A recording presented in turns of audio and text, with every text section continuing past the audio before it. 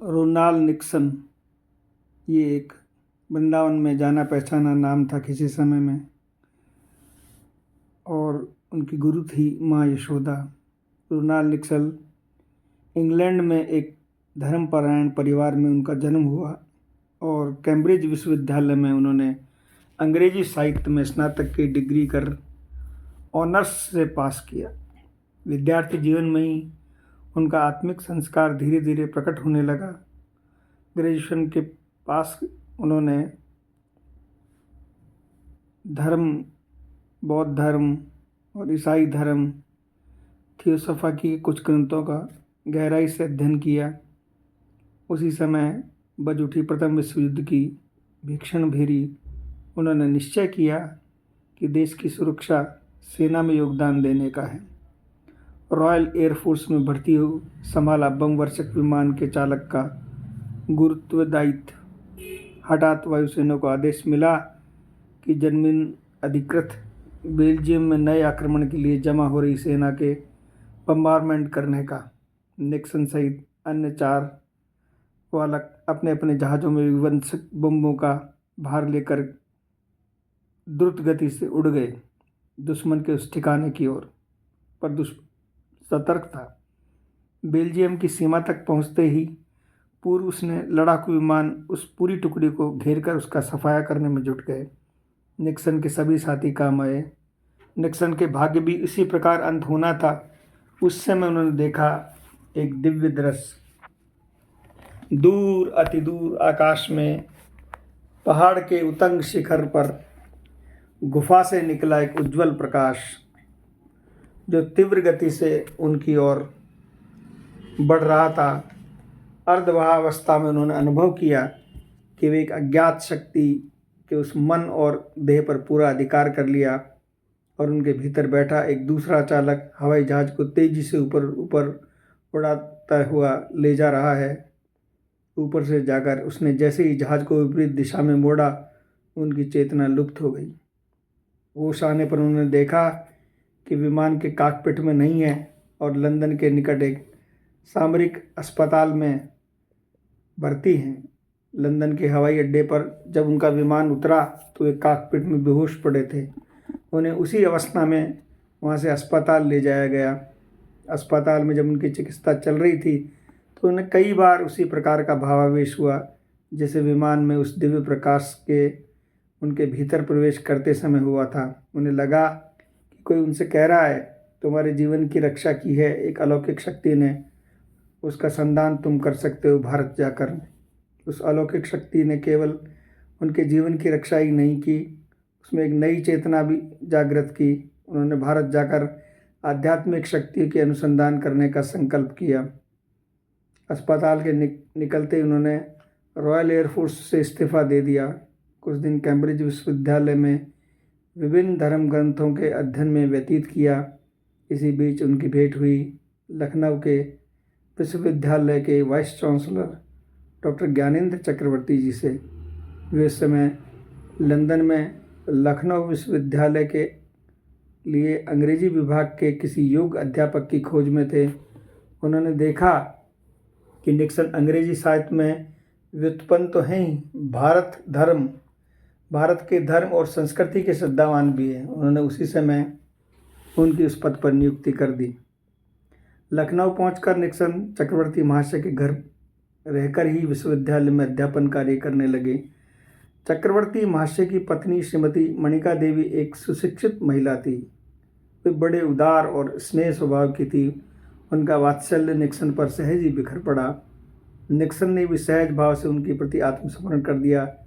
वे Nixon को गोपाल कहकर पुकारती और निक्सन उन्हें माँ कहते। अध्यापन कार्य के साथ साथ रोनाल्ड निक्सन आध्यात्मिक क्षेत्र में भी अपनी खोजबीन जारी रखी। बौद्ध धर्म के प्रति उनका प्रारंभ से ही बड़ा आकर्षण था, इसलिए बड़े परिश्रम से उन्होंने पाली भाषा सीखी और बौद्ध धर्म के मूल ग्रंथों का अध्ययन किया। उनके अनुसार ध्यान धारणा की अभ्यास भी किया, पर इससे उनकी तृप्ति न हुई। तब उनकी रुचि वेद उपनिषद आदि में अध्ययन में हुई। संस्कृत भाषा में व्युत्पन्नता हासिल कर वे वेद उपनिषद और गीता आदि के तत्वावेक्षण में भी लग गए। विश्वविद्यालय के छात्र छात्राएं जो प्रोफेसर निक्सन के व्यक्तित्व और पांडित्य से प्रभावित थे, लखनऊ के गणमान्य व्यक्तियों से सामाजिक जीवन में आकर्षण केंद्र बन गए। अपने गौरवकांति युक्त दीर्घ सुडौल देह, हास्य बदन, विलक्षण बुद्धि की आभा से जगमगाते नीले नेत्र और वाक्पटुता के कारण वे सहज ही लोगों के मन प्राण हर लेते। वाइस चांसलर ज्ञानेंद्र चक्रवर्ती और उनकी पत्नी मणिका देवी भी लखनऊ के सभ्य सुशिक्षित समाज के मुकुटमणि थे। मणिका देवी स्वामी के साथ यूरोप और अमेरिका आदि विश्व में बहुत से स्थानों पर यात्रा कर चुकी थी। वे भारतीय शिष्टाचार और पाश्चात्य एडिकेट से भली भांति परिचित थे। वेशभूषा से वे अल्ट्रा मॉडर्न लगती थी। पार्टियों में उन्हें लिपस्टिक और पाउडर लगाए, सिगरेट का धुआं मुंह से निकालते, एक मेज से दूसरी मेज पर जाते हुए हंसी मजाक के साथ ठहाका मारते देख किसी को भी भ्रम हो सकता था उन्हें एक विदेशी महिला होने का। पर निक्सन तीक्ष्ण दृष्टि से बहुत दिनों तक वह छिप न सका। इस हर्षोल्लास और भारी टीम टाम में छिपा हुआ उनका आत्मिक चेतना से भरपूर उज्ज्वल, रसमय और रहस्यमय आंतरिक जीवन। चक्रवर्ती के घर पार्टियां और उत्सवों का तांता लगा रहता। उन्होंने देखा कि कभी कभी ऐसे अवसर पर उनका मुख का भाव एकदम बदल जाता और झट पार्टी छोड़कर अपने कमरे में जा बैठती। निक्सन ने जानना चाहा उनके इस आकस्मिक अंतर्ध्यान का रहस्य, और एक दिन चक्रवर्ती साहब के घर एक बड़ी मजलिस लगी हुई थी। आमोद प्रमोद, गाने बजाने और हंसी ठिठोले का मुक्त वातावरण था। हठात मणिका देवी हाल से खिसक गई और अपने कमरे में जा उन्होंने अपनी आपको भीतर समेट लिया। निक्सन भी उसी समय वहाँ से खिसक गए। सीधे जाकर झांका माँ के कमरे में, देखा कि वे एक कोने में ध्यानमग्न बैठी हुई हैं। नेत्र बंद है, शरीर निस्पंद है और चेतनाहीन है। थोड़ी देर बाद भाग्यान होने पर वे उठी। धीरे धीरे फर्श पर हाथ टेकते हुए उनके शरीर में भी अतीन्द्रिय आनंद की सिरहन और नेत्रों से बह रही थी आंसुओं की स्रोतस्विनी। ड्रेसिंग टेबल के सामने जाकर उन्होंने मुंह पोंछा और फिर से मेकअप किया। तब निकली कमरे से बाहर। निक्सन उसी समय भी वहाँ बाहर खड़े थे। गदगद स्वर से अपराधी व्यक्ति की तरह हाथ जोड़कर बोले, माँ, तुम्हारी चोरी से आज तुम्हारे गोपाल ने तुम्हारी स्वर्गीय संपत्ति देख ली, पर माँ की संपत्ति पर बेटे का अधिकार नहीं है क्या? तुमने अब तक इसे छिपा कर क्यों रखा माँ? स्नेह से निक्सन की ठोड़ी पर हाथ रखकर माँ ने कहा, अच्छा तुमने देख लिया तो तुमसे खोल कर सब कहूँगी, पर अभी नहीं। पार्टी के बीच जाकर फिर बैठ गई मणिका देवी और हास्य विनोद साथ अभ्यागतों का मनोरंजन करने लगी। दूसरे दिन उन्होंने निक्सन को निकट बुला और बोला, गोपाल देखो, देह के पीछे है आत्मा, और आत्मा में जब तरंग उठती है तब मनुष्य बदल जाता है।